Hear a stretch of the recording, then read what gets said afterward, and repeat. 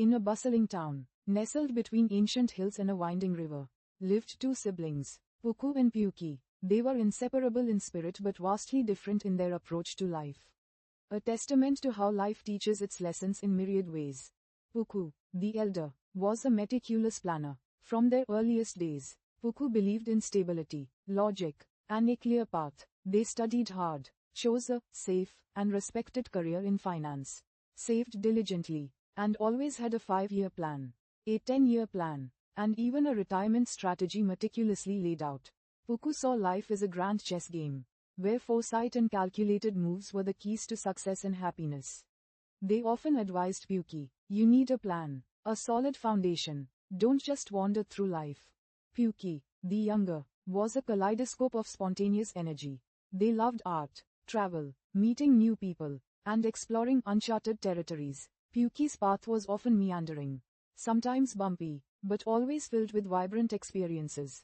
They took odd jobs to fund their adventures, teaching English abroad, selling handmade jewelry at markets, working on organic farms. When Puku spoke of security, Pyuki would smile. "My security is knowing I can adapt." Puku, life is too vast to fit into a single plan. For years, their lives ran parallel, seemingly validating their individual philosophies. Puku steadily climbed the corporate ladder. They bought a modest but comfortable home, invested wisely, and earned the respect of their peers. From the outside, Puku embodied conventional success, yet, there were moments of quiet dissatisfaction, a feeling of being trapped in the very structure they had built. The long hours, the relentless pressure, the subtle erosion of their passion. Puku pushed these feelings aside, reminding themselves of the security and stability they had worked so hard for. Pyuki, meanwhile, faced their share of challenges. There were times of financial struggle, lonely nights in unfamiliar cities, and the sting of creative rejection. Puku worried incessantly about them. "When will you settle down? Pyuki, when will you build something lasting?" Pyuki, though sometimes weary, always found a way forward.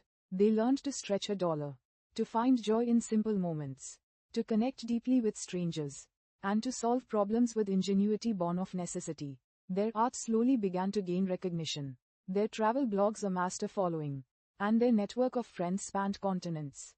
Then, life, in its profound and often brutal wisdom, threw a curveball. A massive economic downturn hit Puku's industry. The company, once a beacon of stability, underwent drastic restructuring. Despite years of loyal service and impeccable performance, Puku found themselves redundant. The meticulously crafted 5-year plan shattered in an instant. Puku was devastated, adrift in a sea of uncertainty. The foundation they had built crumbled, leaving them feeling exposed and worthless. It was Pyuki who came to their aid. Pyuki, who had once been the recipient of Puku's practical advice, now offered a different kind of wisdom.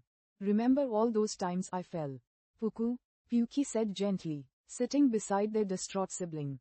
"And got back up? Remember how I learned to navigate new cities with just a map and a few coins? Or how I found beauty in abandoned places?" Life isn't about avoiding the falls.